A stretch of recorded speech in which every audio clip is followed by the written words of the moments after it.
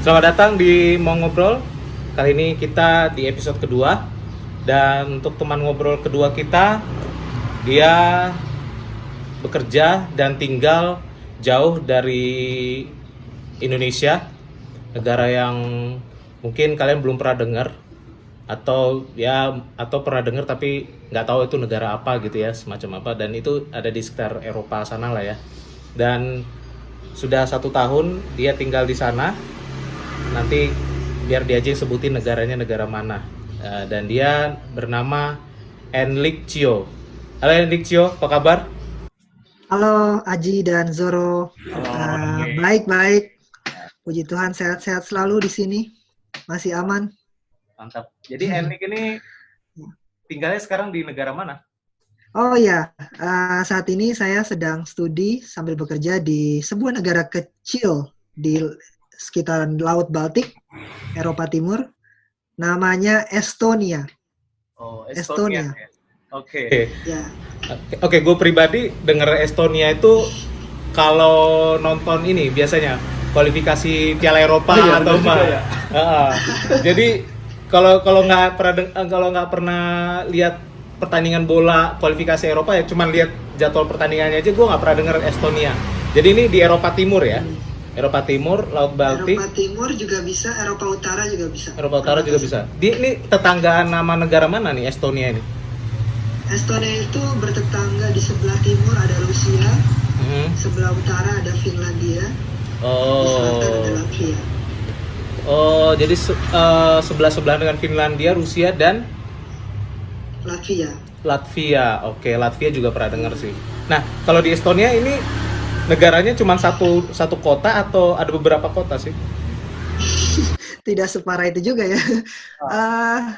Ada beberapa, jadi Estonia itu terbagi, kalau di Indonesia kan bilangnya provinsi. Ya. Di sini bilangnya county. Apa ya bahasa Indonesia ya, county. Kayak regional gitu. County, sorry, kalau county itu kalau di Indonesia bisa dibilang kabupaten sih harusnya. Kabupaten ya, dibagi beberapa kabupaten. Kotanya sendiri banyak ya. County-nya ada sekitar 7 atau 8. Lalu ibu kotanya namanya Tallinn, dan kota tempat saya studi saat ini kota terbesar kedua Tartu. Tartu. Nama universitasnya juga Universitas Tartu. Jumlah penduduknya berapa, Lek? Jumlah penduduknya kalian akan kaget. Satu negara Estonia itu jumlahnya hanya 1,3 juta jiwa. Kecil banget. Bahkan mungkin satu kota apa ya? Salatiga mungkin? Bukan. 1,3 juta. Wow, itu total. Iya. Tapi di kota Tartu aja Total. 400.000 ya. Kota Tallinn itu 400 ribuan jiwa. Tartu itu 90 ribuan jiwa. 90 ribuan jiwa. Wah. Ya, itu terbesar kedua. Terbesar kedua ya. Tapi kalau malam ramai nggak? Kalau malam ada kota di malam hari. Waduh, kalau sudah bayangin ramainya Indonesia, di sini ramainya dalam konteks yang berbeda ya.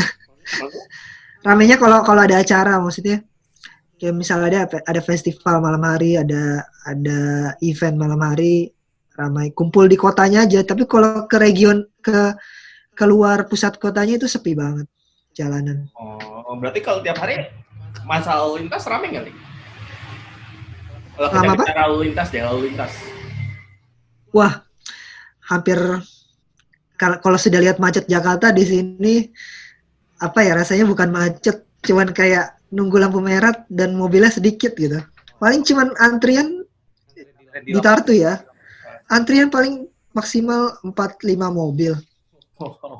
Nggak sepanjang Jakarta lah. Iya. Tapi kalau di ibu kota mungkin sedikit berbeda. Tapi di Tartu hampir nggak ada macet sih. Saya pernah main ke ibu kota. Ada, karena dari sini ke ibu kota cuma 2 jam. 2 jam maksudnya? 2 jam, jadi Tartu itu sama Tallinn jaraknya kayak Jakarta Bandung kali ya. Jauh dong tuh. 2 jam. Kalau misalkan Jauh. 2 jam Jakarta cepat. Cuman kalau 2 jam yang kotanya sepi, jauh dong berarti. Iya, lumayan jauh. Berapa ya kalau kilometer ya? Sudah, jangan hitung-hitungan, saya tidak hafal. Tapi 2 jam naik apa tuh? Iya, naik bus di sini, bisa bus, bisa kereta. Nah, keretanya di sini cuman kereta antar kota, nggak ada kereta kayak di satu kota. Daerah. Maksudnya kereta daerah, maksudnya kereta antar kota, kereta kota nggak ada. Cuman bus doang di sini transportasi. Oh, kereta kayak kalau di Indonesia tuh kayak cuma ada kereta dari Jakarta Bandung, Jakarta Semarang, Ya. tapi nggak ada yang kayak Pasar Minggu ke Depok tuh nggak ada gitu-gitu ya. Iya, nggak ada yang antar apa dalam satu region, nggak ada. Karena emang kecil juga kotanya, nggak terlalu banyak. Ya. Sorry, gua coba tanya. Jadi Tartu itu kota biasa, tapi kalau yang ibu kotanya itu Tallinn ya? Tallinn, ibu kotanya Tallinn. Dan itu terkenal. Kenapa Erlik bekerja dan kuliah di Estonia? Apa yang melatar belakangi bisa kerja dan Estonia? Sebenarnya Estonia ini juga seperti kalian bilang, nggak pernah dengar sebelumnya nama negara ini. Okay. Tim sepak bolanya aja nggak tahu, ternyata bagian dari Eropa. Jadi waktu itu Februari 2019 lagi di persimpangan lah. Di persimpangan mau kuliah di mana nih? Rencana awal mau lanjutin di Australia kan, master. Tapi lihat biayanya, wah sepertinya nggak sanggup. Dan akhirnya kepikiran waktu itu pertama Jerman. Karena siapa sih yang nggak tahu Jerman dari sisi teknologinya, sisi engineeringnya. Dan Jerman terkenal pendidikannya hampir gratis ya? Ya, hampir gratis. Jadi kalau di Jerman itu nggak ada tuition fee. Mereka bilangnya administration fee. Hanya bayar per semester cuman sekitar 7 juta ya. Itu buat biaya cover biaya student di sana lah. Terus nggak sengaja lihat profil Facebook temen, random aja gitu. Oh, ini teman yang kenal dari hackathon, dari conference IT di Indonesia, kuliah di Estonia, University of Tartu. Ini kampus apa ya? Ini negara apa? Estonia. Iseng lah Google. Oh, ini negara di ujung Eropa Utara dan Timur. Dan setelah research lagi sedikit tentang negaranya, wah ternyata ini yang bikin negara tempat lahirnya Skype. Baru tahu gue. Dan Skype, dari Skype. Iya, jadi engineer-nya Skype itu orang-orang Estonia di awal-awal. Yang akhirnya di sini kalau di Amerika ada PayPal Mafia, di sini orang Estonia bilangnya Skype Mafia. Jadi mereka yang sudah lulus dari Skype, itu mereka punya startup yang cukup besar lagi. Salah satunya TransferWise. Itu jebolan Skype juga ininya, engineer-nya. TransferWise. Dan yang baru growing sekarang ada namanya juga Bolt. Itu semacam Gojeknya Eropa, Ubernya Eropa. Jadi mereka, Estonia itu yang bikin gue semakin tertarik buat studi dan kerja di sana ya, karena ternyata mereka salah satu Silicon Valley-nya Eropa, selain Jerman dan Prancis ya. Silicon Valley artinya dengan jumlah penduduk 1,3 juta, mereka punya startup unicorn itu berapa ya? Lebih dari 4 kalau nggak salah. Serius? Lupa. Tapi iya, dengan 1,3 juta penduduk. Karena mereka berapa? 20 lah. Iya. Di Indo tiga unicorn aja udah bangga setengah mati. Iya, dan itu yang bikin kayak wow, ini negara apa, tapi menjanjikan sekali dengan kecanggihan teknologi dan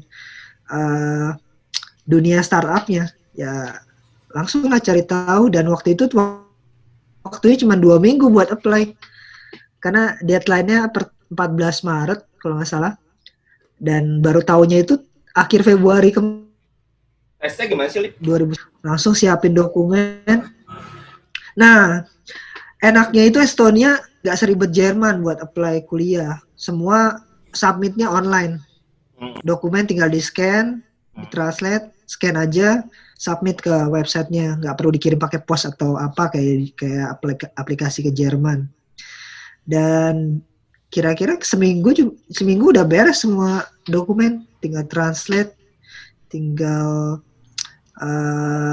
scan, langsung submit. Terus tesnya lebih kayak cuman motivation letter aja. Nggak ada Itu tes, yang kayak tes harus tertulis gue tuh. siapin lebih. Nggak ada tes tertulis. Waktu gue sih nggak ada ya jurusan. Gue apply waktu itu computer science sama software engineering, nggak ada, cuman diminta link GitHub kayak portofolio. Iya, portofolio gue di bidang IT, apa yang udah gue kerjain itu harus gue cantumin di aplikasi kuliahnya. Tapi nggak ada interview, hanya tunggu hasil, nanti di ranking secara otomatis sama mereka. Berapa sih biaya pendaftarnya kalau boleh tahu? 50 euro. 50 euro itu sekitar 800.000 ya. 50 euro untuk dua pilihan jurusan. Berarti 1 juta dong ya? Ya, hampir 1 juta. Tapi kalau kita bicara persyaratan, kalau misalkan kita mau, misalkan nih, gue mau ke Estonia, mau kuliah di universitas gitu, syarat bahasa Inggris standar gitu atau gimana? Ada bahasa Inggris, either IELTS, TOEFL, atau satu lagi itu minimal, kalau IELTS minimal 5,5 untuk Estonia. Tapi mungkin nggak sih bagi orang yang emang, kan namanya kita bicara standarisasi IELTS atau TOEFL ya, gue nggak bisa bilang orang ketika lulus bagus nilai itu masih bagus kan, Lik? Bener nggak sih, Lik? Ngerti nggak sih maksudnya? Lulus apa? Maksudnya adalah, ada jaminan nggak sih? Gue mau konfirmasi dulu, Lik. Ada jaminan nggak sih ketika kita bicara IELTS-nya bagus atau TOEFL-nya bagus, pasti tata bahasanya juga bagus atau gimana? Conversation skill-nya ya. Skill, listening skill. Kayaknya mereka juga nggak bisa mengukur itu secara detail ya, karena jujur orang Estonia sendiri juga aksen bahasa Inggrisnya kerasa banget bedanya, dan nggak khususnya orang tua juga mereka nggak lancar-lancar banget ngomong bahasa Inggris. Jadi tapi ada kesempatan nggak bagi orang-orang yang bahasa Inggrisnya biasa aja ya, mohon maaf ya, maksudnya biasa aja tuh ya, yang bagi orang yang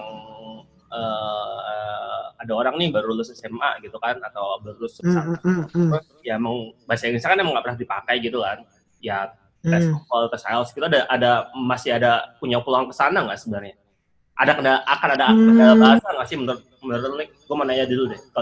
Kalau menurut gue juga waktu apply Estonia, gue nggak tertutup di Estonia doang ya. Gue tetap apply ke tempat lain, dan gue juga merasakan banyak kegagalan di tempat lain yang udah interview, udah ikut tesnya, ternyata nggak lolos. Ternyata malah dapetnya Estonia yang kagak butuh interview, nggak butuh tes, tapi langsung diterima, langsung dapet beasiswanya juga. Jadi gue rasa kalau memang nilai bahasa Inggrisnya nggak terlalu bagus, carilah jurusan yang nggak terlalu butuh skill bahasa Inggris, yang nggak terlalu butuh nilai yang cukup. Bukan masuk kelas internasional ya?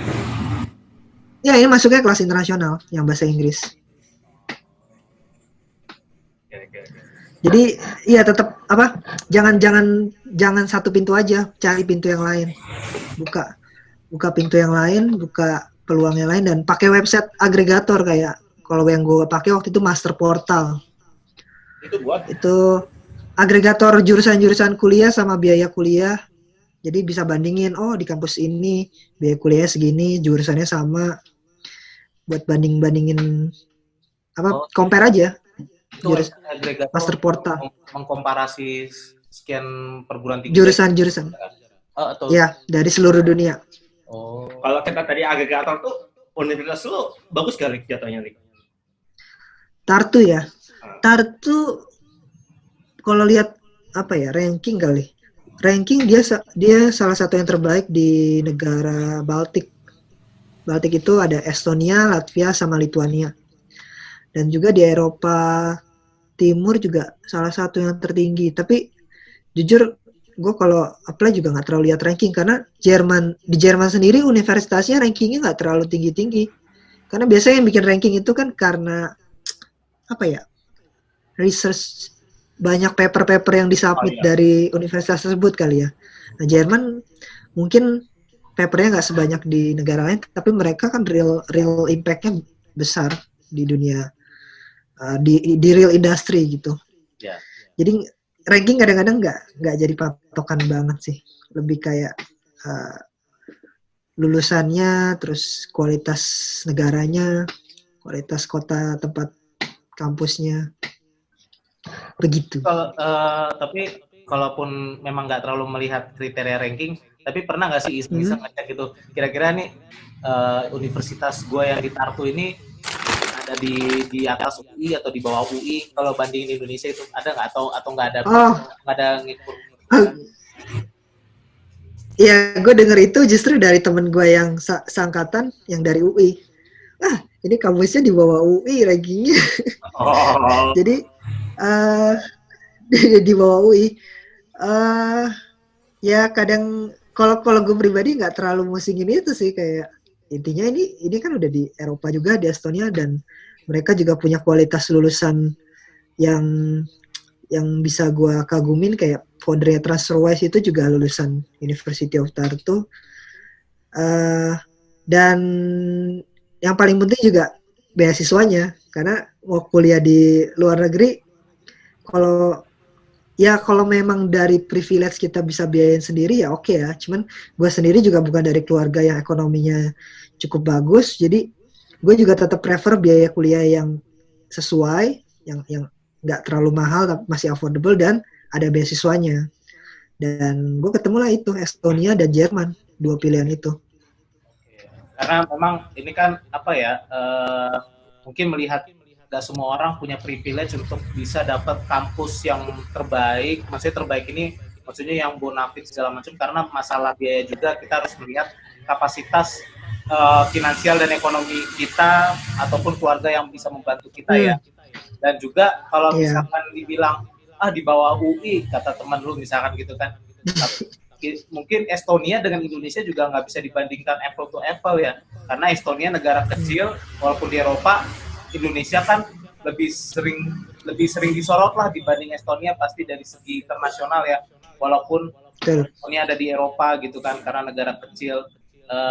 Singapura bisa dapat ekspos karena kan dia perdagangan global dan segala macam. Jadi menurut gue sih pasti universitas di tempat lo itu ataupun ekosistem yang ada di sana pasti memang berkualitas. Buktinya sudah bisa menghasilkan 4 startup unicorn, ada Skype, kemudian juga disebut juga sebagai salah satu Silicon Valley-nya Eropa gitu kan. Itu berarti kan sebuah prestasi tersendiri bagi negara kecil seperti Estonia ya. Apa ada satu lagi tuh menurut gue adalah ketika kita bicara orang yang kuliah di luar, terlepas kampusnya bagus atau enggak, itu akan memaksa orang survivornya bagus. Bener nggak, Wik? Yap. Jadi menurut gue sih ya, mau kuliahnya sebagus, percuma kalau secara pendidikan kualitasnya bagus di UI, tapi secara pengalaman hidupnya kurang, ya nggak ada beda kan. Kalau kita bicara orang ke Estonia, terus harus hidup di sana, beasiswa dan sebagainya, jauh dari orang tua. Jadi orang tua, mohon maaf, jadi minoritas di Estonia. Bener dong, Lik? Wow, minoritas kali di sini, betul. Minoritas maksudnya dalam artian ya orang 1:1 juta yang orang Estonia sama kita orang Indonesia gitu ya. Menurut gue sih kualitasnya akan lebih ngarah kualitas pengalaman hidup sih, Zoro. Betul. Soft skill, survival skill-nya pasti jauh lebih terasa sih ya. Dan gue juga penasaran nih, Erlik, dengan Estonia itu sendiri. Ini Estonia ini kan berarti kan kalau gue baca dari yang lu bilang itu di sebelah Rusia, Latvia dan Finlandia, ini kayaknya lebih ke Eropa Timur. Nah, gue pengen tahu kalau Estonia itu sendiri sebenarnya suku bangsanya itu suku bangsa apa sih yang ada di sana, yang native people-nya?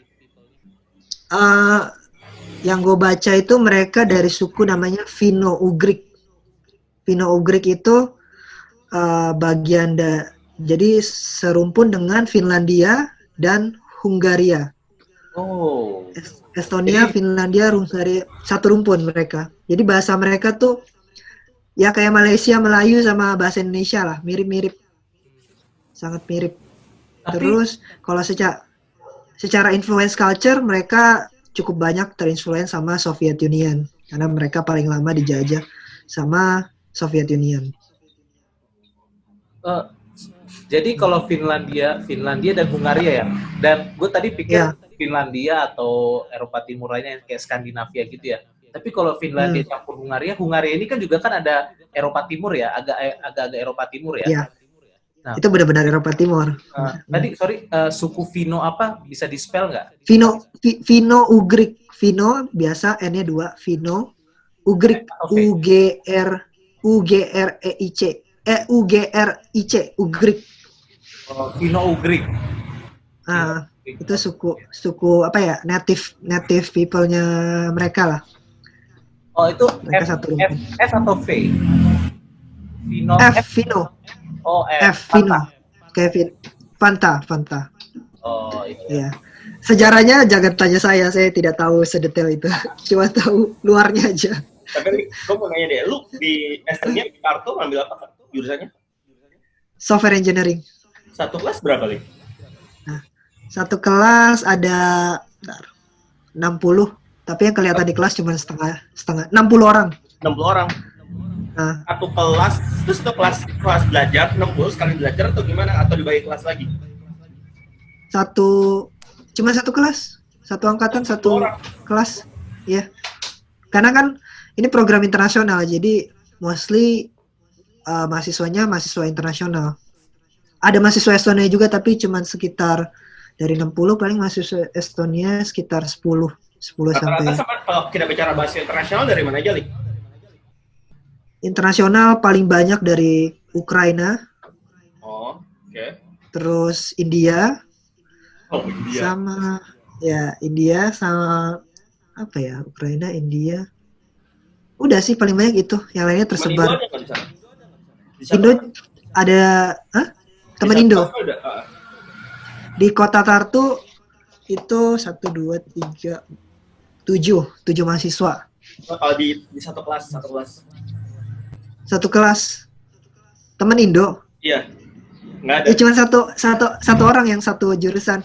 Ada satu cewek yang masuk barengan juga. Satu jurusan. Jadi cuma berdua. Sisanya ya campur. Orang India, Ukraina paling banyak. Ukraina. Oke. Bagi orang nih, bagi orang yang pertama kali kuliah di Tartu, atau misalkan kita bicara orang yang pertama kali kuliah di luar, apa sih kendala menurut lu? Kalau kita bicara kan ngelihat teman-teman kelas internasional nih, berarti kan ada macam orang India, Ukraina dan sebagainya, kan pasti kan punya pengalaman yang sama secara sebagai seorang personal. Kan? Maksud gue adalah apa sih kendala yang misalnya dihadapin oleh teman-teman yang baru kuliah di luar, keluar dari negaranya. Kendala ya.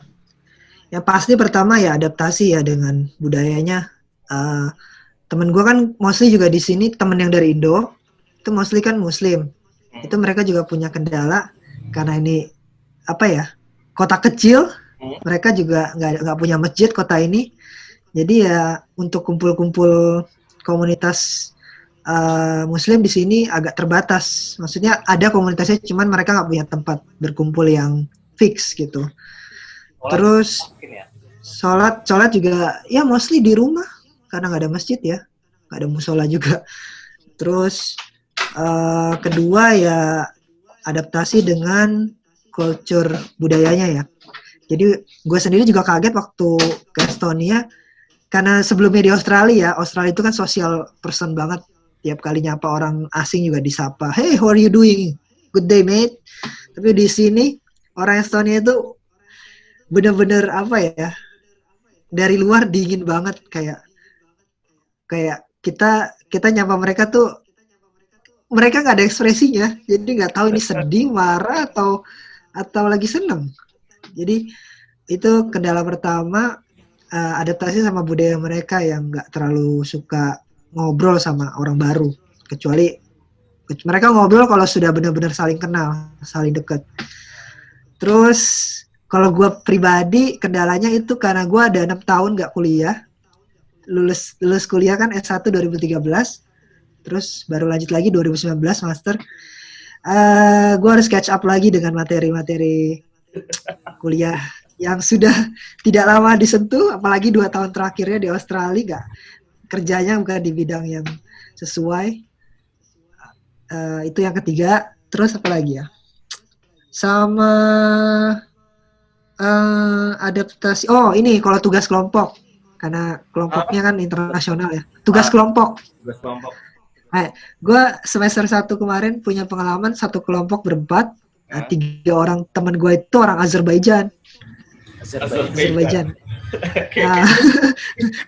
Ya, Azerbaijan nggak tahu kenapa. Mereka kayak kadang-kadang kurang respect ya. Lagi ngobrol, either di chat atau di tugas kelompok, mereka ngobrol pakai bahasa mereka. Akhirnya jadi kayak I feel lost gitu. Aduh, ini kalian ngomongin apa? Gue nggak ngerti. Kadang-kadang gitu. Itu grup chat ya? Grup chat yang ada lu gitu. Grup chat loh. Ada guanya kan. Ini ngechat pakai bahasa. Nggak Eropa juga ya? Azerbaijan tuh sebenarnya nggak masuk Eropa, tapi mereka masuk ke Liga Eropa. Gimana ya? Oh, seperti Baku tahu kan? Ya. Kayak Turki ya. Itu perbatasan Turki, dekat Turki juga, dekat Asia Timur, Asia Barat ya. Ya, udah mengarah ke Timur Tengah ya? Atau Timur Tengah. Oh, itu kalau nggak salah negara Muslim ya? Negara Muslim, Azerbaijan. Ya, negara Muslim gak ya? Kayaknya mereka soalnya sempat dijajah Soviet Union, jadi kayaknya juga awalnya Muslim karena impact dari Turki, tapi setahu gue sekarang mereka juga mulai tidak mengasosiasikan diri sebagai negara agama tertentu. Kayaknya ya, cuman ya, tapi simbol benderanya masih ada bulan dan bintang, jadi ya bisa dibilang masih negara Muslim. Mungkin kultur Timur Tengahnya tetap ada ya dari mereka ya. Mungkin ya kalau dari lihat bendera bulan bintang seperti itu kan biasanya. Iya. Jadi ya itu kendalanya. Kalau satu kelompok sama 3 orang yang satu negara, hati-hati. Lebih baik cari yang lebih beragam. Ngomong-ngomong kelompok ini seru nih kayaknya nih. Gimana caranya lu buat kelompok di sana? Ngerti nggak sih maksudnya? Kalau kita di sini, main step ya. Nah, profesor di sini kayak mereka maksudnya dosen-dosen di sini mereka nggak ngasih kebebasan bikin kelompok, udah gede cari sendiri, nggak ada sistem pilih-pilihan. Tapi mereka juga punya platform kayak bisa ngisi platform e-learningnya buat bikin grup. Jadi kita misalnya masukin nama ke grup A, nanti kalau misalnya kita nggak mau nyari ya kita tinggal tunggu ada yang mau join grup kita juga. Oh gitu. Tapi kalau gue bicara buat kelompok, lu yang nyari atau lu yang diundang? Gua kalau waktu itu kayak terlalu santai ya, nggak mau terlalu pusing nyari kelompok. Pada akhirnya ya udah, karena udah yang lain udah pada bikin kelompok, udah pada mulai ya, udah pada curi start gitu. Ya udah gue join kelompok apa aja deh yang masih ada, yang masih butuh orang. Akhirnya jatuhnya gue ke grup yang Azerbaijan itu. Dan tapi di satu kelas tuh ada orang Indo nggak ada ya? Satu kelas tuh ada orang Indo. Ada teman gue yang Indo yang cewek itu, tapi dia udah gabung. Ada beberapa kali satu kelompok juga sama dia, teman yang kebetulan yang mata kuliah yang satu ini yang gue gabung sama Azerbaijan itu dia udah gabung kelompok lain. Jadi ya sudahlah, biar ada pengalaman internasional lah, nggak usah. Apa yang ngucup pas buat kelompok internasional apa dalam satu kelompok internasional? Selain kalau itu gue bener tuh ngeselin ya, satu kelompok pakai bahasa sendiri ya. Apa ya? Gak menghargai ya. Ya betul kalau di satu grup yang sama. Jadi ya. Apa ya? Yang menarik. Yang lucu. Apa ya? Mungkin ini ya, terlalu serius, kayak kita ngumpul berempat, kagak ada intro, kagak ada nanya kabar, nggak ada nanya basa-basi dulu, langsung to the point. Itu kayak gak biasa banget buat gue gitu. Biasa kalau di Indo kan ya basa-basi dulu, lo gimana kemarin, ada apa, gitu-gitu. Ini langsung. Jadi hari ini kita bahas ini, terus langsung bahas codingannya, kagak dibaca dulu permasalahannya apa. Jadi kayak kadang-kadang kaku, terlalu serius. Mungkin karena kaku tuh, kalau kita bicara kaku tuh karena faktor bahasa bukan sih sebenarnya. Mungkin juga. Kalau menurut gue sih terkadang orang tiba-tiba langsung to the point karena dia nggak bisa basa-basi. Basa-basi dalam artian sama-sama internasional kan, berarti kan kalau basa-basi harus pakai bahasa Inggris dong. Ya, ya kan? Bener dong. Ya. mungkin. Itu karena itu bukan sirik, gue mau nanya sih.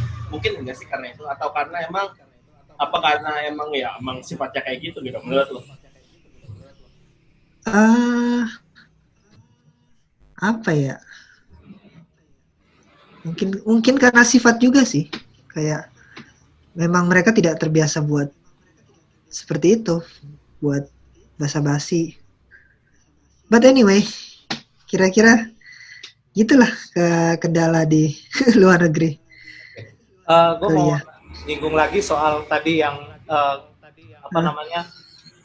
keresahan lu atau ya yang bikin lu agak pusing itu karena teman-teman lu ngomong pakai bahasa mereka sendiri yang orang Azerbaijan. Gue jadi mau nanya juga nih soal Estonia. Tadi kan gue udah nanya soal ininya lah ya, native people-nya sedikit sama ras suku bangsa mereka Estonia ini seperti apa.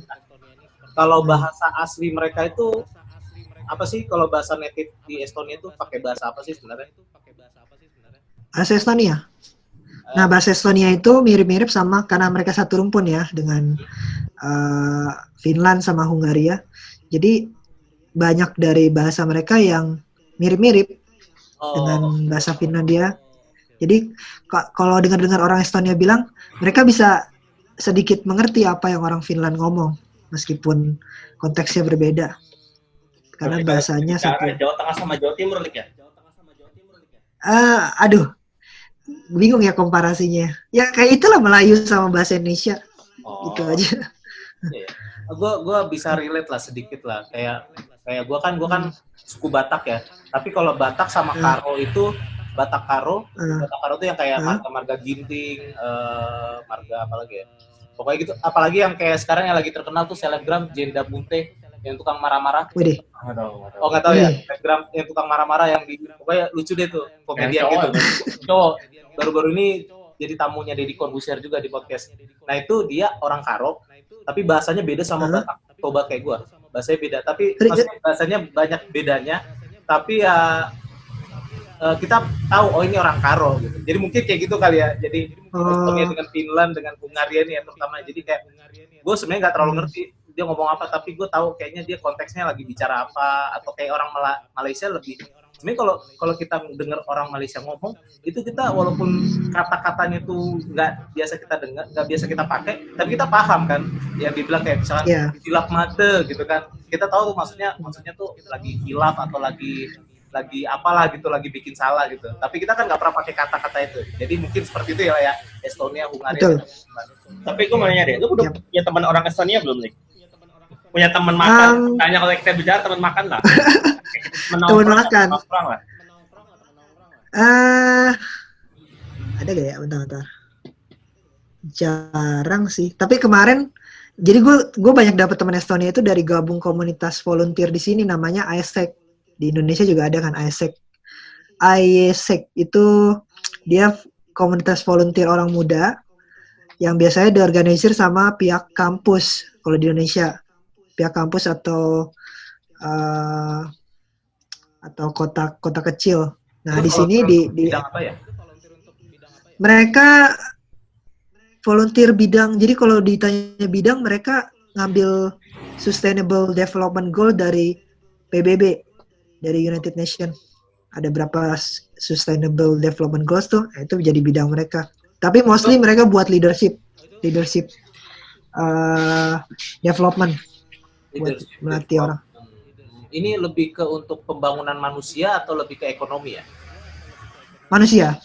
Pembangunan manusia. Jadi mereka punya misinya empowering youth people to become future leader. Oke, jadi lo aktif di volunteer itu ya, dan lo baru dapat teman-teman aktif di sana. Ya, karena AIESEC itu biasanya memang. Saya baik lagi. Lo teman nongkrong orang Estonia nggak? Teman nongkrong lah, istilahnya. Teman nongkrongnya sih nggak, maksudnya kalau teman nongkrong kayak sebulan sekali ketemu gitu.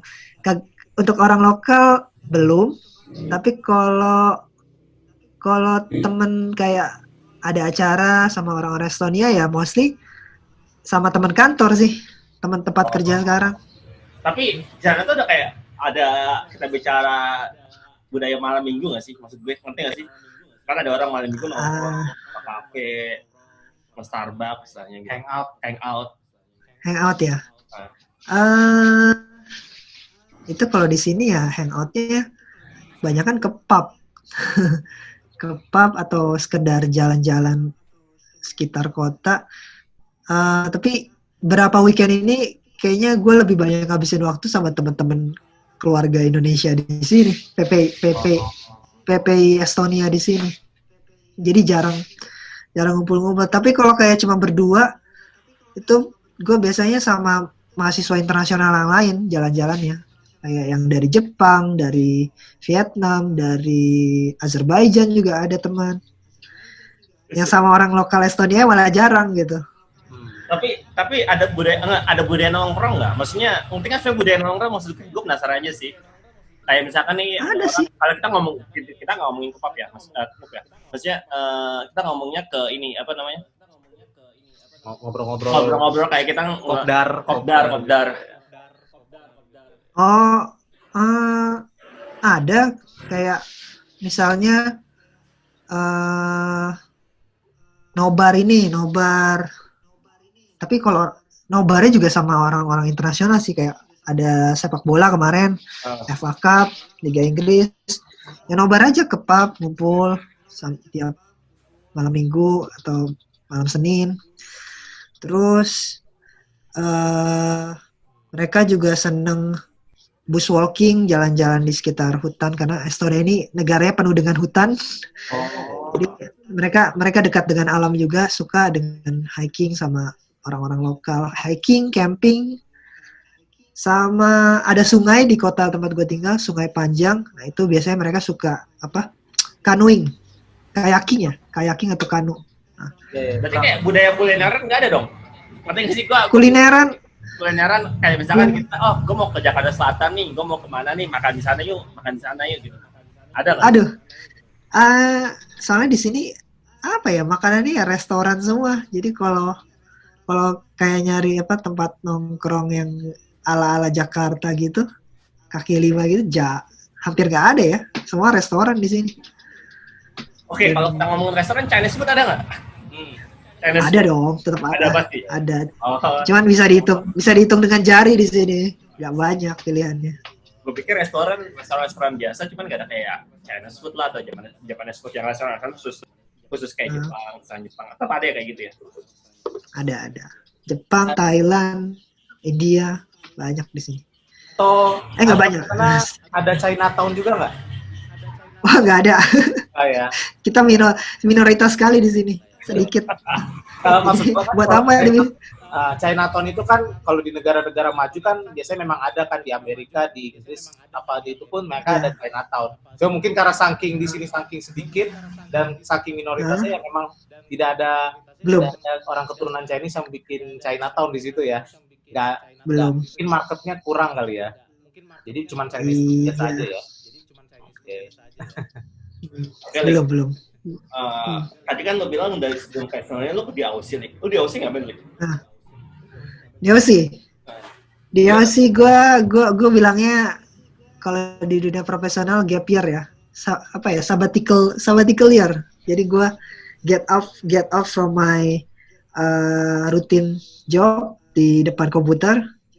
Gue mencoba sesuatu yang tidak biasa. Bukan tidak biasa, yang setiap hari sebenarnya dilakukan. Cuci piring. Pertanyaan gue adalah kenapa lu pindah ke Aussie? Maksud gue adalah iya. Sebelum ke Aussie ya? Iya. Jadi gue di Aussie itu sebelum 2016 ya. Gue kerja di Jakarta itu di bidang video game dari 2013 sampai 2016 sebagai programmer game. Tapi selama 3 tahun pertama, tahun kedua gue masih ada excitement kayak, wah setiap hari ada yang baru nih, ada yang gue pelajarin nih cara dari pengembangan game, dari sisi bisnisnya, sisi game desainnya. Tapi nggak tahu kenapa di tahun ketiga gue merasa di kantor kurang diberi bukan kurang diberi sih, gue sendiri merasa stuck. Gue ngoding tapi merasa skill gue kayaknya nggak bisa advance lagi tuh, nggak bisa lebih dari yang saat ini. Kayak gue suka ngoding tapi merasa skill ngoding gue sudah tidak bisa di enforce lagi buat naik. Dan di titik itu gue merasa kayaknya gue harus coba explore yang lain deh. Maksudnya either ke manajemen atau ke analytics, data analytics. Nah, di situ gue mulai tertarik belajar data analytics ketika itu. Tapi tiba-tiba tergoda ketika saudara di Australia ngobrol, "Oli, kalau ada kesempatan mainlah ke sini." Nah, ketika bilang main itu, gue belum tahu kalau Australia ternyata punya visa sakti yang namanya working holiday. Visa sakti yang namanya working holiday. Nah, di situ tadinya kepikiran Australia, kalau mau kerja di Australia harus cari sponsor, harus cari perusahaan yang mau nerima, harus punya skill yang mumpuni lah, apalagi itu kan negara maju, negara biaya hidupnya tinggi. Di situ sempet pesimis juga, nggak mungkin kayak ke Australia cari perusahaannya gimana. Dan dibukakan pintulah dengan working holiday. Dari working holiday, setelah gue cari tahu infonya, ikut komunitas meet up-nya waktu itu, saat itu di Jakarta ada kayak alumni working holiday yang sharing ke kita di Jakarta. Di situ baru tahu, oh ternyata nggak butuh persyaratan ribet. Syaratnya ya cuma butuh ijazah S1 atau minimal D3 sama IELTS sama medical check-up. Udah 3 itu yang penting, sama surat rekomendasi dari imigrasi. Ternyata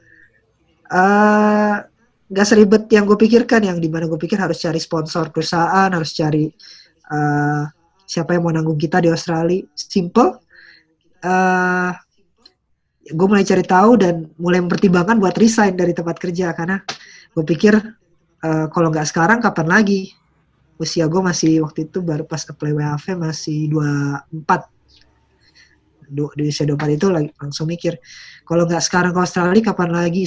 Karena mumpung belum berkeluarga, mumpung belum 30 juga, mumpung belum bener-bener settle sama satu karir. Ya, jadi masih ada kebebasan. Ya udah, why not, coba aja. Dan singkat cerita, tibalah di Australia dengan segala persiapan, dengan segala keterbatasan juga, karena gue nggak tahu nih negara gimana jadinya, dan tentunya didukung sama doa dan keluarga juga di sana gitu. Tapi waktu holiday di Aussie, jatuhnya lu punya saudara loh kayak di sana. Ya, itu yang gue bersyukur, ada keluarga yang mau nampung gue lah untuk beberapa bulan pertama. Jadi gue beberapa bulan pertama di Sydney itu nggak terasa merantau, karena tinggal sama saudara, masih tinggalnya di rumah saudara, sering dimasakin juga, jadi masih belum terasa merantaunya. Dan ya puji Tuhannya dapat kerjaan juga dari keluarga, maksudnya dikenalin sama temennya dia yang jadi chef di sana, di salah satu tempat kerja di sana. Gue mau nanya deh, bagi orang-orang yang pengen working holiday ya, yang nggak punya keluarga di sana, tuh harus ngapain? Kalau nggak ada keluarga di sana, ya paling penting cari kenalan lewat komunitas di sana. Karena kita ada grup Facebooknya Working Holiday Visa Indonesia, WHV Indonesia. Di situ paling penting cari kenalan di kota yang mau kita kunjungin pertama kali. Karena itu ngebantu banget dalam hal pencarian akomodasi, cari kerja juga, cari tips berhemat, tips survive di sana. Modal awal berapa nih kalau kita bicara orang yang pertama kali ke sana yang nggak punya saudara lah, yang harus siapin? Modal awal dalam 3 bulan deh. Untuk lebih aman dalam 3 bulan mungkin sekitar 20 juta ya untuk 3 bulan. Itu dalam artian 20 juta benar-benar belum dapat kerja, harus survive dengan uang segitu, dan untuk makan dan bayar akomodasi itu minimal 20 juta buat 3 bulan. Karena kalau kita cari nyari kerja apa bisa nggak sih kerja kantoran gitu nih? Mohon maaf, maksudnya adalah Bisa. Kayak Bisa. kita kan kalau holiday nggak tahu sih holiday itu maksudnya skemanya tuh bisa berapa tahun sih, coba mau confirm deh. Working holiday itu maksimal. Working holiday itu sebenarnya 1 tahun, tapi bisa di-extend 1 tahun lagi. Oke. Jadi maksimal. Berarti kalau dalam 1 tahun berarti bisa dong kalau misalkan ada orang ke sana nih untuk ngambil working holiday. Kerja full 1 tahun di satu tempat, apa ada syarat lain sih? Nah itu ada syaratnya. Jadi yang mau kerja full time itu maksimal cuma 6 bulan di satu perusahaan. Setelah 6 bulan harus cari perusahaan yang lain. Jadi sebenarnya ada yang bisa ngakalin sih. Jadi kalau misalnya perusahaan tempat lu kerja itu punya bisnis yang terdaftar, maksudnya punya multiple bisnis yang terdaftar, tinggal diganti aja ininya nomor perusahaannya ke nomor perusahaan lainnya yang cabangnya mereka lah misalnya, karena masih dianggap perusahaan yang berbeda meskipun satu keluarga.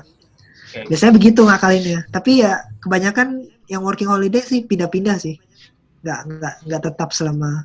Pertanyaannya adalah lu kan background lu IT di perusahaan game. Lu nggak kemarin untuk pas di Aussie nggak coba nyari kerja yang ya IT juga gitu? Kan kita bicara kemampuan IT kan beda negara beda kemampuan dong, beda experience dong. Juga ada kenapa nggak coba untuk nyari IT walaupun hanya 6 bulan aja? Kalau dibilang nyari IT ada, gue melakukan itu waktu sebelum berangkat juga, apply ke perusahaan besar kayak salahnya gue itu mungkin apply ke perusahaan besar, Atlassian itu yang bikin Jira, bikin Plakat. Terus ada juga Wargaming, ya itu yang related sama video game juga. Terus apalagi ya waktu itu EA itu game juga, Electronic Arts di Melbourne ada. Di Sydney nggak terlalu banyak perusahaan game harusnya. Ya waktu itu gue salahnya ya mungkin nge-apply-nya ke perusahaan-perusahaan yang terlalu besar ya. Sementara kapasitas gue belum di situ. Jadi akhirnya di Sydney ya gue nggak berhasil dengan itu. Nah ketika pindah ke Melbourne itu ternyata hubnya video game, hubnya video game Australia. Banyak banget perusahaan-perusahaan game di Melbourne. Waktu gue pindah ke Melbourne, gue cukup apa ya, ambisius buat dapat kerjaan kerjaan di IT atau game. Tapi ketika gue cukup ambisius, cukup idealis dengan itu, hasil 1 bulan pertama di Melbourne gue nganggur karena gue udah interview sana sini, udah ikut tes sana sini, nggak ada yang lolos sampai di satu titik. Apa yang bikin susah? Kenapa nggak lolos? Pertanyaan gue. Feeling gue kayaknya karena ijazah ya, karena Melbourne itu kan kota besar, lulusan universitas di Melbourne pasti banyak juga dong dibanding gue yang cuma lulusan salah satu universitas di Indonesia yang mungkin mereka juga nggak tahu namanya. Tapi itu. Terus yang kedua, ngelakuin ini nggak sih transkrip ijazah? Harus. Mereka nggak butuh ijazah di sini. Kayak butuhnya adalah nge-transkrip, maksudnya ngubah dari bahasa Indonesia ke bahasa Inggris gitu. Untuk misalkan contoh ijazah yang tadi ijazah, kalau kita bicara ijazah tadi. Buat apply kerja. Iya, apply kerja atau misalkan pas ngomongin working holiday pas harus upload harus lampirin ijazah supaya mereka bisa memahami ini ya, isi ijazah dan transkrip kita ya dalam bahasa Inggris. Aduh, kayaknya ada. Soalnya waktu apply WHV itu kan salah satu syaratnya D3 atau S1. Iya. Ada harus translate ijazah buat bukti kalau kita memang sudah lulus kuliah atau sedang izin. Bisa cuti kuliah juga. Misalnya kita sudah tahun kedua, itu bisa tahun kedua kuliah, jadi minta surat dari kampus bahwa benar si orang ini yang apply ini mahasiswa universitas ini, surat pernyataan. Hal apa yang menurut lu, kalau kita bicara yang menurut lu mengesankan ketika lu ngambil working holiday di Aussie? Mengesankan ya? Ya untuk pertama kalinya gue ngelihat dunia dari Australia sih.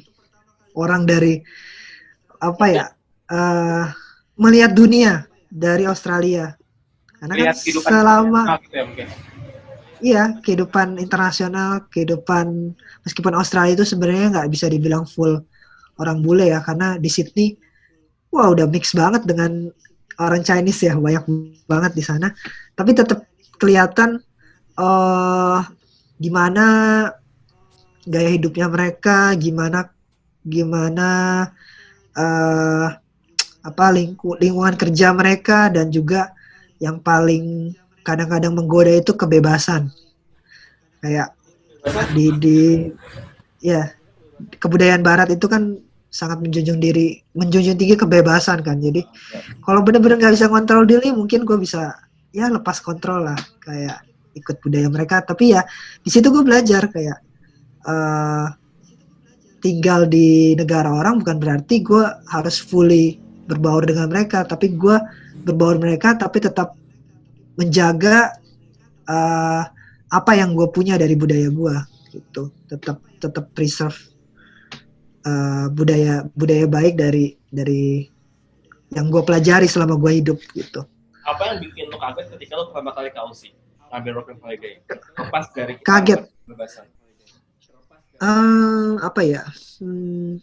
Kerjaan mungkin ya, Ji. Karena gue nggak pernah kerja full time di dapur kan. Jadi yang bikin kaget ya kadang-kadang si chef nyuruh ngambil barang ini, gue kagak tahu ini apaan, peralatan dapur gitu. Iya, pakai bahasa Inggris lagi kan kadang-kadang. Ini apa ya? Gue sampai chefnya nunjukin ini nih, ini. Tanpa apa? Itu bisnis restoran keluarga lu itu ya yang lu kerja ya? Bukan. Oh, jadi ini juga salah satu yang apa ya? Kadang-kadang jadi bikin orang salah kaprah juga sih. Jadi gue kerja di Google, tapi bukan di kantor Google-nya, di restoran yang dikelola sama Google. Restoran buat karyawan. Tenan-tenannya kantor Google ya? Bukan Google Kitchen ya, Lik ya? Biasanya kantor Google itu kan ada ininya sendiri tuh, biasanya dinyediain makanan sendiri. Itu. Iya, jadi itu maksudnya. Jadi mereka punya kafe, restoran sendiri khusus karyawan di gedung mereka sendiri. Jadi mereka makan orang-orang Google Sydney. Tapi lo di sana nggak coba untuk belajar IT di Google sendiri? Maksud gue adalah lo punya pintu khusus yang masuk ke lingkungan Google-nya, maksudnya terlepas lo sebagai orang di balik dapur ya. Tapi emang lo nggak punya kenal orang Google sendiri gitu, maksudnya orang Google Aussie untuk tunjukin gue orang IT, gue dulu orang IT loh, mungkin ya gue masuk ke sini. Kalau yang kenal deket banget enggak ya? Paling tapi ada yang kayak satu momen ketemu sama SR-nya, jadi mereka lagi ada event internal gitu, kayak semacam hackathon internal ya. Situ gue ada kesempatan lah ngobrol sama HR-nya, ngobrol-ngobrol, Google gimana sih budayanya, terus kalau mau kerja di sini gimana sih? Ya di situ gue sempet ya approach, tapi bukan dalam artian kayak mau kayak berharap banget ya, tapi kayak lebih kayak buka koneksi aja. Gue kenal HR Google Sydney, gue tahu budayanya, jadi ketika gue yakin gue udah punya skill yang mumpuni, yang apa ya, yang layak lah buat masuk Google, gue bisa kontak lagi di suatu saat. Dan ya itu yang gue dapat dari Google. Kalau kita bicara layak nggak layak, apa yang membuat lo nggak layak? Gue kenal lo udah lama gitu, maksud gue adalah gak layak. Gue nggak percaya lo nggak layak. Kemampuan dia apa ya? Di programming terutama. Waduh, ini personal selling nih. Mungkin karena gue 3 tahun cuman kenalnya di IT game doang gitu, di game. Sementara Google sendiri bisnisnya sekarang mereka lebih banyak butuh orang yang ngerti cloud computing. Google Cloud, mereka kan berusaha bersaing sama Amazon. Jadi waktu gue juga ngobrol sama yang sana juga, mereka kebanyakan butuhnya yang engineer cloud, dan gue di situ merasa belum sampai ke level itu buat yang main server, main back end, main ke servisnya Google. Jadi dan di satu sisi juga mereka tiap tahun juga internnya banyak banget kan dari lulusan universitas di Melbourne, di Sydney. Jadi di situ apa ya, merasa gue ada apply, tapi memang ketika apply mereka juga ngasih tahu mungkin bukan sekarang saatnya, tapi mungkin in the future. Ya, gue harus terima kenyataan itu. Gila banget ya persaingannya ya. Wah, Google ya salah satu perusahaan yang diincar semua manusia di sini ya, orang yang kerja di IT ya. Jadi ya. Tapi ya gue saat itu, Bener sih Ji, kan teman-teman kita yang di Apple Developer Academy aja kan beberapa kan yang mahasiswa itu kan pada ngincer-ngincer internship Google kan waktu pas kita masih di sana kan, kayak si Kevin Abram, si Andre siapa. Jadi emang mereka aja ngincer yang internship Google di Singapura segala macam, apalagi yang ada di sana yang udah ada kantornya benar-benar ada di sini gitu kan. Iya. Tapi Rik, gue mau nanya deh, biaya hidup di Aussie itu rata-rata berapa, Rik? Biaya hidup sebulan, ntar. Udah sama kosan, udah sama makan tiap hari, makan standar. 7 juta. Udah ikut satu makan bulan. itu? Makan Enggak, transport. udah ikut tempat tinggal. Udah. Bentar. Gak mungkin berapa. Tempat itu paling hemat 500 juta per bulan. 5 juta plus makan ini yang tricky. Ya, kalau kita makan ala mahasiswa lah. Kita coba nyadar bahwa makan ya kisaran lah 7 sampai 10 juta. Tergantung gaya makan lo. Kalau kita naikin lah 10 juta lah. Sekarang pertanyaan gue yang kedua adalah berapa gaji lu per bulan? Oh. Pendapatan lu per bulan lah. Gaji ya. Rata-rata ya. pendapatan deh, jangan ya. Pendapatan selama lu di Aussie kan lu ada rata-rata pendapatan tuh. Rata-rata ya. Di Aussie itu gue bersih bisa dapat 30 juta satu bulan. Dengan kerja di dapur itu. Serius. Dengan kerjanya seminggu 38 jam. 38 jam dalam sebulan bisa dapat. Jadi hitungannya satu minggu itu 38 jam bisa dapat 8 juta. 7 sampai 8 juta. Nah, kali 4 minggu ya 30, hampir 30. Tapi bisa lebih juga. Bersih kan? Bersih. Udah dipotong pajak. Enggak, dari potong biaya itu penghasilan. Oh, potong biaya hidup ya, potong 10 juta tadi. Gue pikir nanti 30 itu udah potong biaya gitu. Enggak. Seru. Kita sana gara-gara. Jadi, tapi kan ya, itu kan Google ya. Tapi kalau misalkan lu kerja di tempat-tempat yang nggak ada, yang perusahaannya nggak corporate besar, nggak punya nama besar kayak Google kan, bakal dapat segitu juga atau di bawah itu sih sebenarnya. Misalnya kalau di Indonesia ada UMR, kan UMR-nya ada UMR nggak? Ada. Yang menarik dari Australia itu mereka minimum wage-nya itu salah satu yang paling besar di dunia. Jadi gaji per jamnya Australia itu berapa? 17 atau 18? Sekitar 180.000 per jam. 180.000. Kali 200 kan. 8 jam berapa tuh? Berarti 200. Sehari kalau kerja 8 jam bisa dapat 1,5 juta sehari. 1 juta sehari ya? Oh iya bener juga ya. Iya. Kali 20 hari kerja udah. Ya kalau 20 hari, kalau rajin 30 hari. Hah? Iya. Enggak. Kalau 30 hari kan berarti kerja hari Minggu juga dong. Iya lah. Maksudnya kalau ya kali aja ada orang daripada gue. Sekarang gue tanya nih, lu working holiday ya, kali aja dia nggak punya teman, nggak punya apa, daripada nganggur, nggak ada kerjaan Sabtu Minggu. Iya. Karena working Banyak holiday sih. bukan karena permanent resident di sana ya. Iya, itu makanya yang fisik. Tapi lu Ada. Lu ada batasan maksimal kerja nggak? Maksimal jam kerja? Ada. Nggak ada. Enaknya working holiday nggak ada. Lu mau kerja setiap hari juga bisa. Kerja 24 jam sehari juga bisa.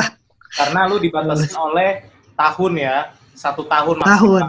Atau 6 bulan Iya. kalau cuma satu perusahaan gitu ya. Iya. Tapi batasannya itu. di working holiday itu kerjaan yang menurut lu paling mumpunin apa, yang paling bagus lah? Gua mohon maaf ya, kalau di Indo kan ngomongin kitchen kan agak nggak terlalu bagus kan ngomongannya. Mohon maaf kalau di Indo kan. Cuman kan kalau beda kitchen, kalau kerja ternyata kitchen Google kan beda cerita. Pertanyaan gue adalah kalau di waktu pas lu working holiday itu lu yang paling bagus apa nih? Kerjaannya menurut lu paling bagus lah. Gue sebenarnya working holiday juga ternyata nggak variatif kerjaan gue. Ternyata selama 2 tahun di dapur doang. Tapi kalau lihat teman-teman yang kerja di farm, perkebunan di Australia, itu cukup menarik sih, karena selain mereka hampir nggak keluar biaya buat hiburan, karena tinggal di farm itu artinya tinggal di luar kota, di sebuah daerah yang sangat jauh dari kota.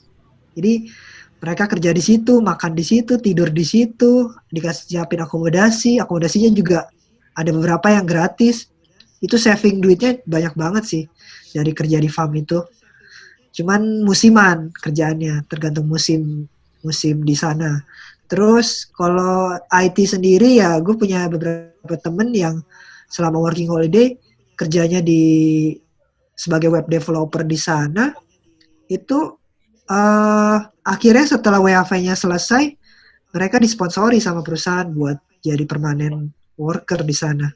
Nah itu yang dari sisi profesional yang sukses, itu yang bisa disponsorin sama perusahaan. Kalau gua mau nanya nih, kalau menurut lo ya, Nick, ya, kita bicara lah orang Indo yang kerja di Aussie. Orang Indo yang kerja di Aussie. Menurut lo dia akan lebih baik punya rumah permanen atau rumah, gue nggak tahu sih apakah di Aussie ada regulasi untuk atur rumah permanen di sana. Rumah permanen itu punya benar-benar sertifikat permanen gitu loh, Lik. Rumah permanen. Atau sebenarnya beli rumah di situ. Beli apa gitu. Secara investasi kalau orang mau jadi kerja di Aussie gitu. Oh, beli rumah. Kalau di kota besar agak susah ya, karena sama lah di kota besar dimanapun harga properti gila-gilaan. Tapi kalau kayak di kota kecil yang pernah gue tinggal, Darwin, itu deket banget sama Bali dan cuma 2 musim, itu chance buat punya properti lebih tinggi daripada kota besar. Dan itu mungkin bisa jadi investasi juga, karena sekarang makin banyak orang Indonesia yang ke kota kecil itu, Darwin, buat cari kerja atau buat settle. Karena biaya hidupnya lebih rendah dibanding Sydney atau Melbourne, dan peluangnya juga masih menjanjikan buat kerja dan buka usaha di sana. Tapi di Aussie itu dulu ada startup gitu nggak, Lik? Ada lah, mereka kan negara besar juga, jadi startup itu ya terkumpul di Sydney dan Melbourne. Kalau pernah pakai Canva tuh Australia. Dari mana? Australia, Sydney. Wow, startup dari Sydney. Sydney. Canva itu besar. Gue bikin thumbnail, bikin apa, bikin termasuk Fognesia dan mau ngobrol ini pun gue bikinnya pakai Canva. Iya. Mereka juga kayak harus punya country manager Indonesia sekarang, atau mungkin in future bakal bikin cabang di Indonesia. Karena banyak banget usernya dari Indonesia. Kalau kita bicara ojek online gitu, ada nggak? Ojek online yang setara sama Uber kan punya Amerika. Kayaknya belum ada ya yang benar-benar dari Australia. Belum ada. Seingat gue belum ada. Red sharing. Gue dengar omongan lu tadi ya, yang kayak yang baik itu permanent resident maupun working holiday, yang penghasilannya bisa sampai 20 juta per bulan lah ya, UMR-nya ya kira-kira ya. Kalau lu kerja Senin sampai aja gue jadi pengen. Sumpah lo, gue jadi pengen apply. Nanti abis ini abis kita selesai ngomong ini, nanti gue tanya-tanya soal Boleh. Oke. Jadi lu pertama kali tinggal di Australia adalah Sydney karena lu kerja ada keluarga Google ya? Karena ada keluarga. Karena ada keluarga, tapi lu memang apply Google sebagai orang dapur di sana itu memang sendiri ya? Di sana ya? Lewat rekomendasi teman sepupu. Jadi sepupu punya teman baik yang jadi chef. Salah satu chef, bilangnya sous chef ya. Sous chef di Google. Itu direkomendasiin di situ. Oh, jadi Itu lu bisa dapat akses itu juga karena berkat bantuan dari rekomendasi dari yang udah bekerja di sana ya. Jadi kayak dapat Yep. surat rekomendasi dari mereka. Ribet nggak, gitu Lik? Ribet nggak waktu pas administrasi kayak gitu? Waduh, itu gue juga yang kaget. Gue waktu apply bawa ijazah, bawa CV, bawa apa. Mohon maaf ya, kerjanya kan mohon maaf banget ya, kerjaan kan di dapur kan ya. Seakan-akan bawa ijazah tuh kayak guna, bener nggak sih, Lik? Iya, kagak guna. Maksudnya CV gue juga nggak terlalu dilihat, kagak nyambung kan. Gue kerja di game apalah, IT lah. Siapa cuma bilang, kamu siap kerja besok. Udah, gitu dong. Kamu siap kerja. Jadi memang Ya. job desk-nya memang di situ memang lu untuk bersihin dishwashers aja gitu ya. Dishwasher, terus bersihin ini juga apa? Tempat sampah. Kalau udah penuh harus di tempat sampahnya itu kayak gerobak gede, gerobak plastik gede itu harus kalau penuh harus didorong ke lantai bawah di tempat buang sampahnya. Sama kadang-kadang kalau kerja yang shift kedua, shift malam, itu closing juga harus bersihin lantai. Oke. Sorry. Jadi ya kerjaan berat lah. Ya. Kalau mungkin kalau kayak gua atau Aji ya, mungkin melihat hal-hal seperti itu bukan sesuatu yang harus membuat rendah diri atau rendah bagaimana ya, karena menurut gua juga orang harus mulai dari bawah sih kalau mau berjuang dan segala macam. Walaupun kita sudah kuliah high technology dan segala macam, gua pun dulu setelah kayak gini gua pernah bantu teman bikin kedai kopi, ya gue nyuci piring segala macam, dan penghasilannya juga nggak seberapa gitu ya, tapi gue dapat pembelajaran, oh gini cara brewing kopi yang baik, ini cara bikin espresso, cara bikin cappuccino, cara serve yang baik dengan orang lain, dengan customer gitu ya. Nah, yang gue mau tanya lagi adalah gini, kita balik lagi ke Google sedikit ya, Enrik ya. Yeah. Ini kan gue dulu juga pernah dapat tawaran project lumayan besar, jadi sehingga gue harus cari tahu tentang Google Map yang berbayar. Dan ketika itu yang gue diarahin itu, dan gue ditelepon waktu itu sama Google di Australia. Nah ini jangan-jangan kantor Google lu dulu nih. Nah, iya. Mungkin. Ini kalau yang lu tahu, walaupun lu kerja di dapur kan lu pasti cari tahu banyak hal ya di sana ya, baik itu kulturnya maupun mungkin lu juga tahu sedikit divisi-divisi di sana. Nah di sana kalau yang di Australia itu Google itu aktif sebagai apa sih di sana? Karena yang gue tahu mungkin Google Map-nya yang di situ yang lumayan aktif. Dan bedanya sama Google yang ada di Singapura dan yang ya bedanya dengan yang di Singapura lah. Kalau yang di headquarter mungkin kita tahu semuanya ada di sana mungkin ya. Tapi kalau yang di Sydney itu mereka lebih fokus ke Google produk apanya sih? Oke. Betul sekali, Google Maps itu dikembangkan oleh timnya Australia. Jadi Google itu kan punya semacam program buat perusahaan namanya 80-20. Jadi 80-20. Jadi 80% kerja di kantor, 20%-nya itu buat side project. Mereka bebas mau ngerjain apa. Nah, Google Maps itu dihasilkan dari 20%-nya timnya mereka waktu Google Maps itu awal 2000-an ya. Jadi dari kayak semacam side project, akhirnya benar-benar dikembangin sampai sekarang jadi produk yang dipakai semua orang di Android dan Apple juga. Dan ya mereka spesialis di Google Maps, karena emang asalnya dari tim mereka. Terus yang kedua mungkin ya yang tadi gue bilang Google Cloud. Mereka lagi ngembangin banget bisnis cloud-nya buat bisa bersaing. Google Drive atau beda lagi? Beda ya? Kayak satu. Enggak, Google Cloud itu kayak yang GCP, AWS. Amazon Web Server. Jadi bisa sewa server, sewa hosting, sewa virtual GD Google Cloud Platform ya, ya GCP. Yang dikembangin di Australia. Itu nggak tahu di mana, tapi mereka lagi expand bisnisnya lebih ke situ. Terus lu tadi gue kurang nyimak sedikit lah ya soal tadi lu sempat di awal-awal ngomong. Tapi tadi lu kerja di dapur Google itu 6 bulan atau 1 tahun, kayak 2 kali sekali perpanjang gitu? 6 bulan.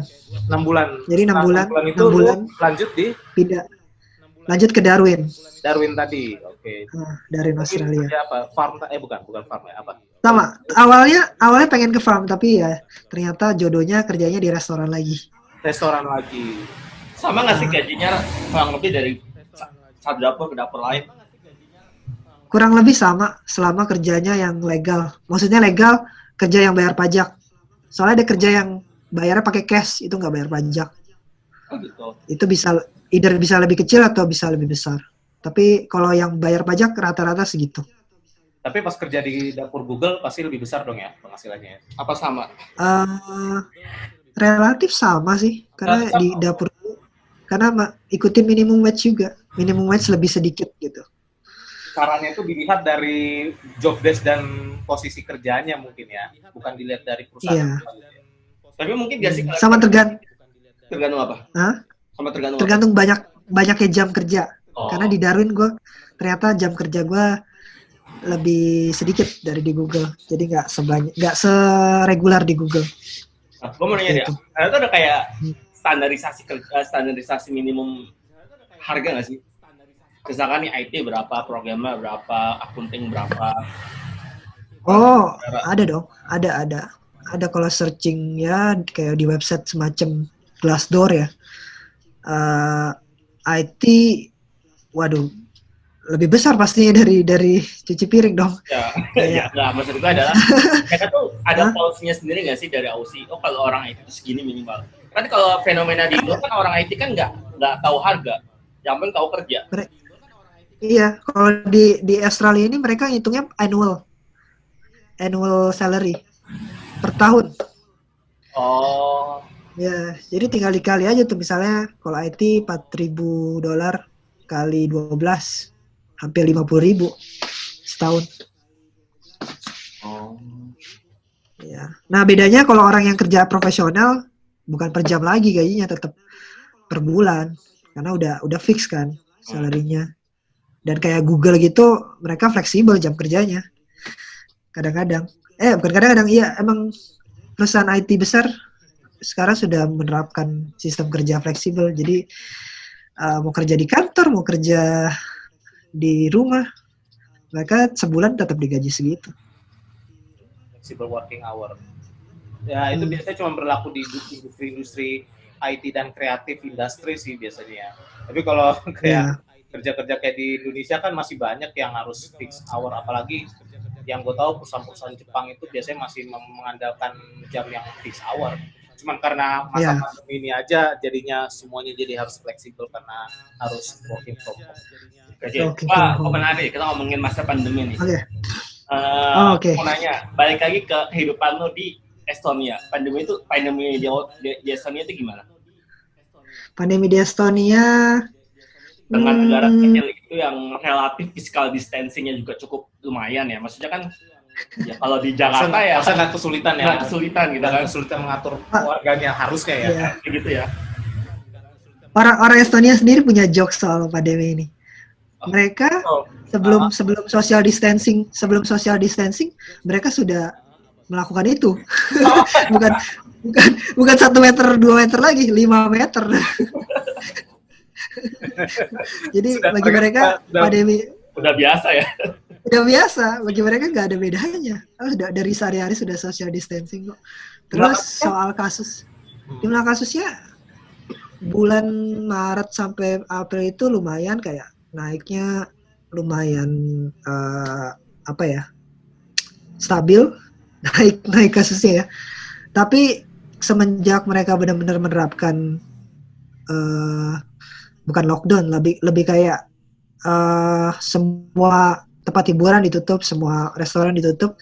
Itu per awal bulan Mei kemarin benar-benar kasusnya ngedrop, grafiknya turun abis, dan beberapa minggu terakhir ini hampir gak ada kasus lagi.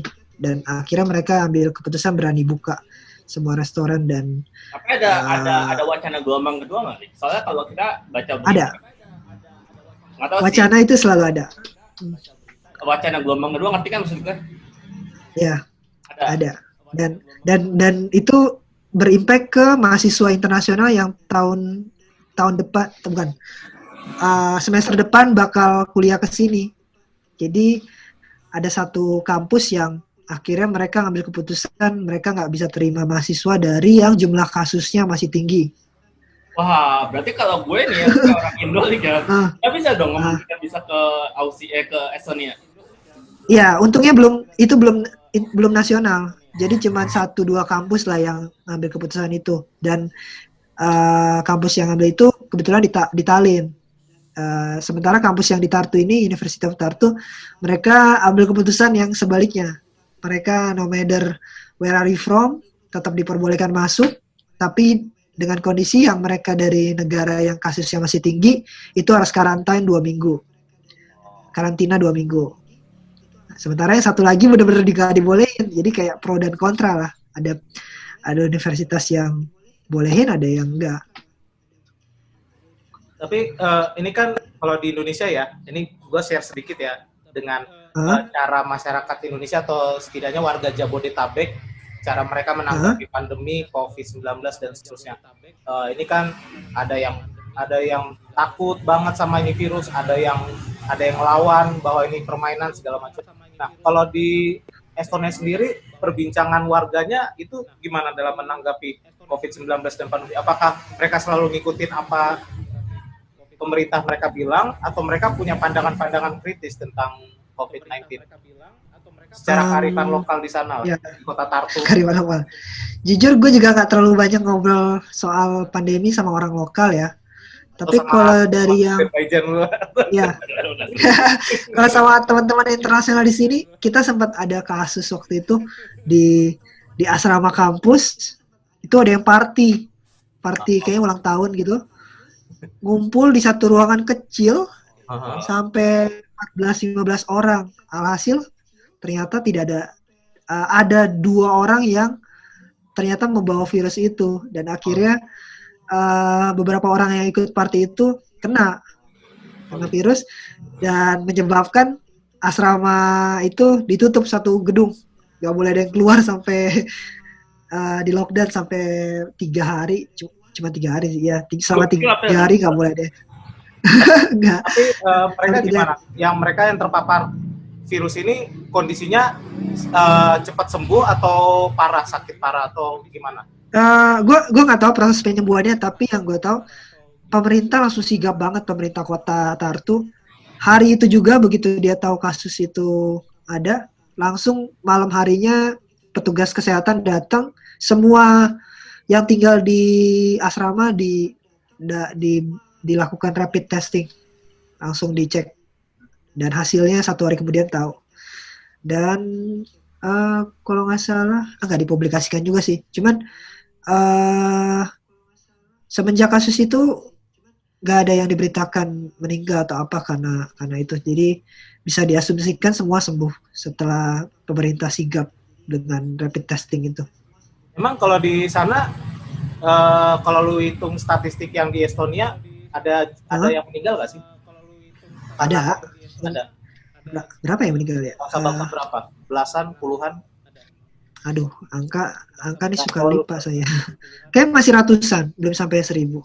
Masih tapi ratusan. Tapi parah kayak di Italia kan? Italia yang parah. Enggak, Italia yang parah. Spanyol, Italia.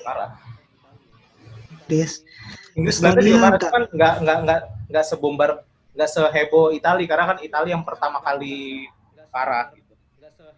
Oh, Estonia gue baru cek, jumlah kasusnya 2.000. Total kematiannya 69. Oke, masih. Jadi cukup berhasil buat menangani angka kematiannya ya.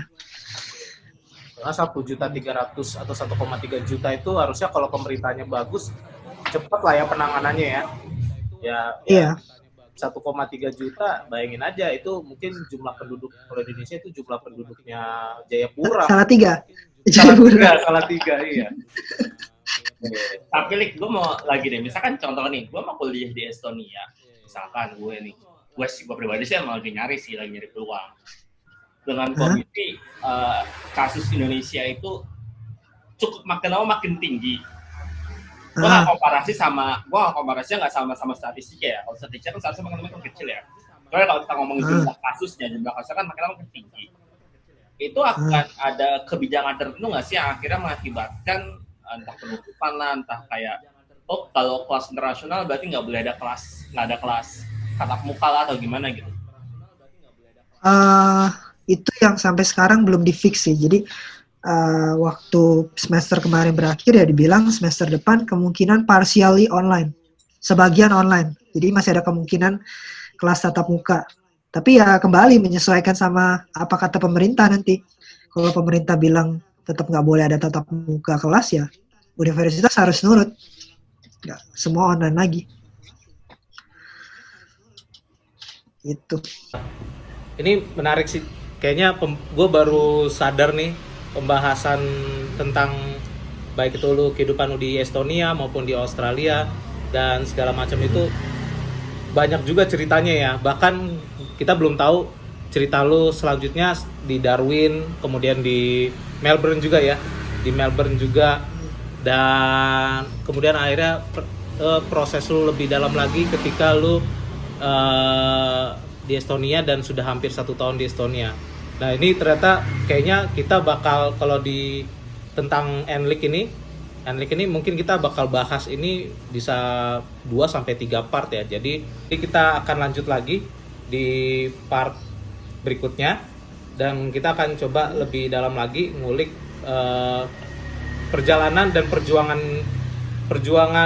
karir, kuliah dan hidupnya NLIC lah di Australia working holiday dan terutama juga di Estonia sekarang ya, dari Agustus 2019 sampai sekarang. Oke, jadi kita lanjut di sesi berikutnya.